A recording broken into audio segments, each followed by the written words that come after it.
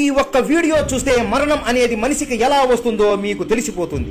ఒక రోజు మహావిష్ణువు శివుడిని కలవడానికి గరుడ మీద కైలాసానికి వెళతాడు. విష్ణువు గరుడతో నువ్వు ఇక్కడే ద్వారం దగ్గరే ఉండు, శివుడు ధ్యానంలో ఉన్నాడు, నేను అలా వెళ్లి ఇలా పని పూర్తి చేసుకుని వస్తాను అని చెబుతాడు. గరుడ ద్వారం దగ్గర కూర్చొని ఉండగా అక్కడే యమధర్మరాజు కూర్చొని అతని ముందు ఉన్న పక్షిని కదలకుండా కళ్ళు తిప్పకుండా ఆ పక్షినే చూస్తూనే ఉంటాడు. అమ్మో, ఈ యముడు పక్షిని కూడా వదలడం లేదా, పాపం ఈ పక్షిని యముడు చంపేస్తాడేమోనని భయపడి దాన్ని కాపాడాలి అని అనుకుంటుంది. గట్టిగా యమా అని పిలుస్తాడు. యముడు పక్కకి తిరిగి చూసే లోపు గరుడ ఆ పక్షిని తీసుకొని వాయు వేగంతో ఒక అడవిలో ఒక చెట్టు మీద వదిలేసి మళ్లీ ద్వారం ముందు కూర్చుంటాడు. యముడు ఆ పక్షి ఏమైపోయిందా అని ఆశ్చర్యపోతాడు. ఏమైంది యమధర్మరాజా, అలా ఆశ్చర్యపోయావు అని అడగగా దానికి యముడు చెప్పిన సమాధానానికి గరుడని ఆశ్చర్యపోయేలా చేసింది. ఆ పక్షి తలరాత ఈ రోజుతో ముగిసిపోయింది, దాని ఒక పాము మింగేస్తుంది అని ఉంది. అస్సలు కైలాసంలో ఉన్న ఈ పక్షిని ఎక్కడో అడవిలో ఉన్న పాము ఎలా చంపుతుందో చూద్దాం అని